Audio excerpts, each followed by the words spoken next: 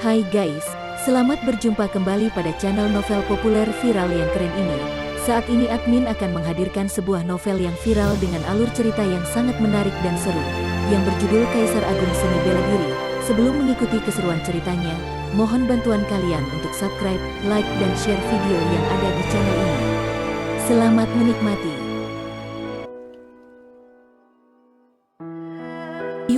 Kaisar Agung Seni Bela Diri, Bab 80. Memahami kesadaran belati, binatang bulu emas bersisik ungu setara dengan seorang kultivator yang kuat di tingkatan ilahi. Jangkauan yang dapat dicakup oleh indera spiritualnya terbatas. Xiu mendorong kecepatannya ke ekstrim. Kemanapun dia lewat, bayangan muncul dan sulit untuk mengetahui tubuh aslinya. Meski begitu, kecepatannya masih tidak secepat binatang bulu emas bersisik ungu. Binatang iblis yang mengerikan ini bisa melintasi ratusan meter dengan lompatan, mengabaikan rintangan apapun. Pohon itu tumbang, dan bebatuan runtuh di jalannya. Keterampilan transformasi misterius. Tiba-tiba, Xiu mengaktifkan skill rahasianya dan kecepatannya meningkat seketika. Dalam sekejap, dia menjauhkan diri dari binatang bulu emas bersisik ungu. Ilmu pedang kecepatan itu sendiri adalah teknik khusus untuk mengerahkan kekuatan, dan ketika digunakan dalam keterampilan gerakan, itu juga bisa meningkatkan kecepatan seseorang. Pada saat ini, ditambah dengan kekuatan keterampilan transformasi misterius, kecepatan Xiu sebanding dengan beberapa kultivator di tingkatan ilahi. Namun, setelah kecepatannya meningkat secara dramatis, Xiu merasakan energi darahnya melayang dan pusing di kepalanya. Tubuhnya berada di bawah beban tertentu dengan mengaktifkan keterampilan transformasi misterius. Namun, pada saat ini, dia mengabaikannya. Dia akan mati jika ditangkap oleh binatang bulu emas bersisik ungu. Sesaat kemudian, dalam persepsinya, Xiu menemukan bahwa jarak antara dia dan binatang bulu emas bersisik ungu menjadi lebih jauh seolah-olah binatang iblis yang mengerikan di puncak tingkat keempat telah menyerah mengejarnya.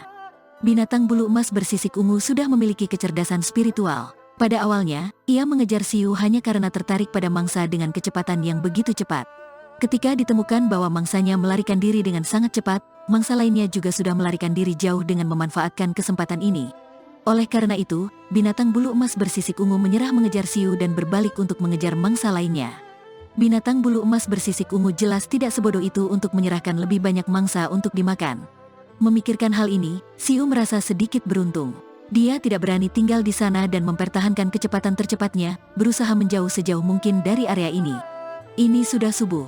Xiu juga merasa bahwa basis kultivasinya telah banyak dikonsumsi, jadi dia menemukan tempat tersembunyi untuk pulih. Dia mengeluarkan dua cakram formasi dari cincin penyimpanannya. Mereka adalah cakram formasi persembunyian tingkat kelima dan formasi defensif pertahanan. Cakram formasi, juga dikenal sebagai perangkat formasi, adalah harta yang dibudidayakan oleh penyihir formasi. Jika formasi tercetak di atasnya, bahkan kultivator yang tidak tahu apa-apa tentang formasi dapat menggunakan batu vitalitas untuk mengaktifkannya. Demi keamanan, Xiu langsung menggunakan cakram formasi tingkat kelima. Dia mendapatkan harta karun yang ditinggalkan oleh Raja Bela Diri, Chen. Ada banyak cakram formasi tingkat kelima di dalamnya, tetapi tidak ada cakram dengan kekuatan serangan. Setengah hari kemudian, Xiu kembali ke kondisi puncaknya.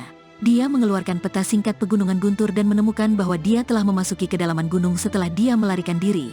Di tempat ini, dia mungkin menghadapi binatang iblis yang mengerikan di atas tingkat keempat kapan saja. Pada saat yang sama, Xiu juga menemukan bahwa dia sangat dekat dengan kuil guntur. Setelah meletakkan cakram formasi, Xiu berjalan hati-hati ke kuil guntur. Dia berjalan dengan kecepatan lambat dan persepsinya menyebar sepanjang waktu. Begitu dia menemukan aura binatang iblis yang kuat, dia akan segera menghindarinya. Hampir sehari kemudian, Xiu merasakan aura tajam mengalir ke arahnya. Tidak jauh di depan, ada gunung yang tingginya hanya beberapa ratus meter. Di puncak gunung, ada sebuah kuil, yang merupakan kuil guntur. Dengan kuil guntur sebagai pusatnya dan sekitar 10 mil di sekitarnya, area itu dipenuhi dengan aura pedang yang tajam. Di area ini, terlihat selokan yang saling bersilangan dimanapun. Setelah bertahun-tahun yang tidak terhitung lamanya, jejak pertarungan ini juga bisa terlihat dan terkadang memancarkan aura pembunuh yang mengerikan, serta menakutkan. Kuil guntur adalah tempat bagi seorang kultivator bernama Guan Lei untuk berlatih. Meskipun Xiu tidak tahu apa tingkat basis kultivasi Lei, masih ada kesadaran belati yang mengerikan berada di peninggalan kuno seperti itu setelah bertahun-tahun yang tak terhitung lamanya. Setidaknya, Lei adalah seorang penguasa bela diri. Ketika Xiu melihat sekeliling, dia tidak melihat kultivator seni bela diri lain di dekat kuil guntur. Dia berpikir sejenak dan kemudian berjalan ke depan. Xiu tidak bergerak cepat, dia hanya di pinggiran. Meskipun kesadaran belati itu tajam, itu tidak mempengaruhinya sama sekali. Namun, saat dia masuk lebih dalam, kesadaran belati yang datang padanya menjadi lebih tajam. Tidak ada binatang iblis di dekat kuil guntur. Mungkin karena mereka takut akan kesadaran belati yang ganas menyebar di sini sehingga binatang iblis di hutan gunung secara tidak sadar mengira ada seorang kultivator yang kuat di sini. Tiba-tiba, Xiu berhenti. Pedang bayangan di belakangnya bergetar hebat dan seperti ada pedang yang menebas kepalanya. Ting, Xiu menghunus pedangnya dan menebas udara di depannya. Cahaya hitam pedang itu secepat kilat. Seseorang muncul di benak Xiu, memegang pedang di tangannya. Aura pembunuh yang mengerikan meledak dari tubuhnya dan dia mengayunkan pedangnya. Xiu mundur 3 langkah dengan tergesa-gesa, wajahnya memucat. Baru saja, dia merasakan pedang menebasnya. Faktanya, itu adalah ilusi yang disebabkan oleh kesadaran belati yang tertinggal di pedang itu. Konsep seni bela diri sudah melompat keluar dari ruang lingkup seni bela diri biasa. Masih ada jalan panjang sebelum Xiu dapat memadatkan kesadaran seni bela diri, jadi dia langsung dikalahkan dalam konfrontasi kesadaran belati barusan. Pada saat yang sama, Xiu memperhatikan bahwa ada batu hijau tidak jauh darinya, dengan tanda pisau di atasnya. Kesadaran belati pedang yang baru saja dia rasakan ditransmisikan dari bekas pedang yang ada di batu. Tanda yang ditinggalkan oleh kesadaran belati, Xiu menyipitkan matanya dan berjalan ke depan lagi. Tiba-tiba, seseorang muncul di benaknya lagi. Dia mengayunkan pedangnya dengan keinginan yang tak terkalahkan seolah-olah waktu telah berhenti dalam sekejap. Aku tidak bisa memblokir tebasan seperti itu. Tiba-tiba muncul ide di benak Xiu, dan dia akan mundur secara alami. Dia baru saja mundur 3 langkah karena dia tidak mampu menghadapi tebasan seperti itu. Tapi kali ini, Xiu menahan pikiran untuk mundur. Di bawah tekanan kesadaran belati yang tak terkalahkan, wajahnya menjadi lebih pucat dan dia merasa tidak bisa bernapas.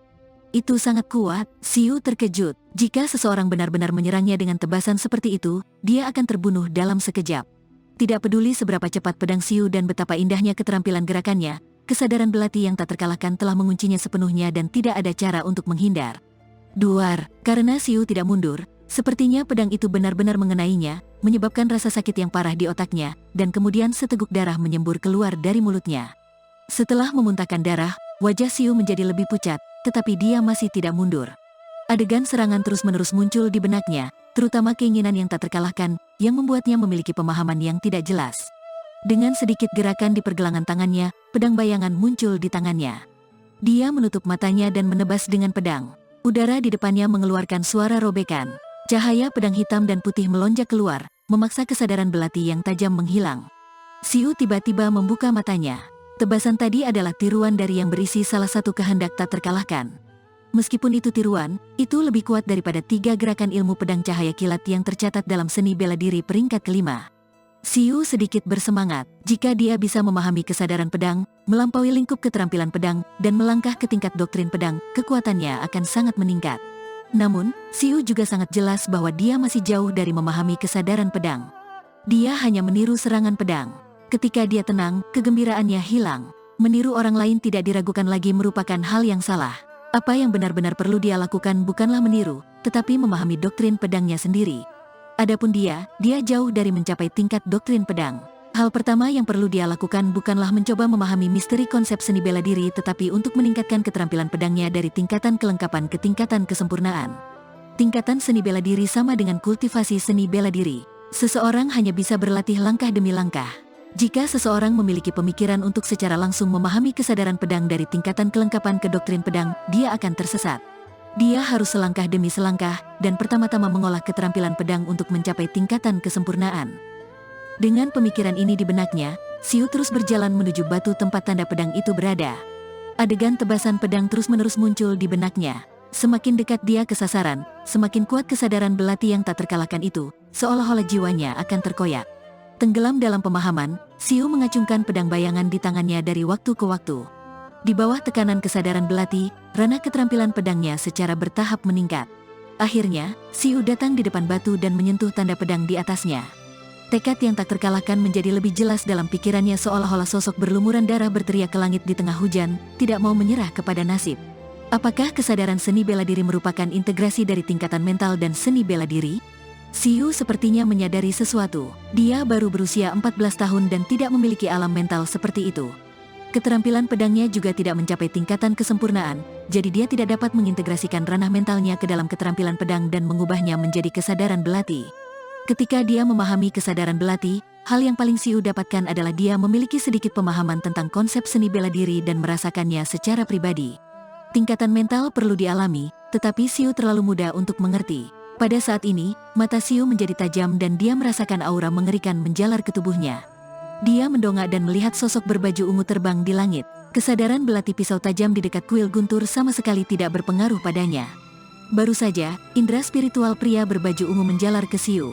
Seorang pemuda di tingkatan bawaan berani datang ke kuil guntur untuk memahami kesadaran belati. "Kamu cukup berani." Pria berbaju ungu itu hanya melirik Siu dengan dingin. Kemudian dia berbalik dengan tangan di belakang punggungnya dan menuju kuil guntur di puncak gunung. Melihat sosok pria itu yang sedang surut, Siu menghela napas lega. Mampu terbang di langit dekat kuil guntur, dia setidaknya adalah seorang raja bela diri. Jika area kuil guntur dibagi menjadi 3 area, maka tempat Siu berada hanya di daerah pinggiran, lalu ada area pusat, dan terakhir kuil guntur. Semakin dalam, semakin kuat kesadaran belati, dan ada juga bahaya besar di dalamnya. Karena ketika seseorang memahami kesadaran belati, jika dia tidak bisa menahan tekanan kesadaran belati, lautan jiwanya akan runtuh dan lautan jiwanya akan menghilang. Pria berbaju ungu pasti datang ke sini untuk memahami kesadaran belati. Dia langsung pergi ke kuil guntur di puncak gunung. Basis kultivasinya pasti telah mencapai tingkatan yang sangat tinggi. Siu bukan orang pertama yang datang ke tempat di dekat kuil guntur untuk memahami kesadaran belati, jadi pria berbaju ungu itu hanya melirik Siu dan memperhatikannya. Dia terus berjalan ke depan. Kesadaran belati pedang yang datang padanya menjadi lebih ganas. Garis-garis energi pedang muncul entah dari mana, seperti tetesan hujan lebat, dan bergegas untuk menutupi Siu. Setiap energi pedang berakibat fatal. Dengan seluruh perhatiannya, pedang bayangan Siu dengan cepat meledak dan menghancurkan energi pedang satu persatu. Semakin banyak orang datang ke tempat di dekat kuil guntur. Beberapa dari mereka adalah Grandmaster bela diri bawaan, beberapa adalah bela diri orang suci, dan beberapa bahkan raja bela diri. Tiba-tiba, teriakan datang dari kaki gunung. Kepala seorang bela diri orang suci yang kuat tiba-tiba meledak menjadi kabut darah. Tubuh tanpa kepala jatuh ke tanah dan dia meninggal.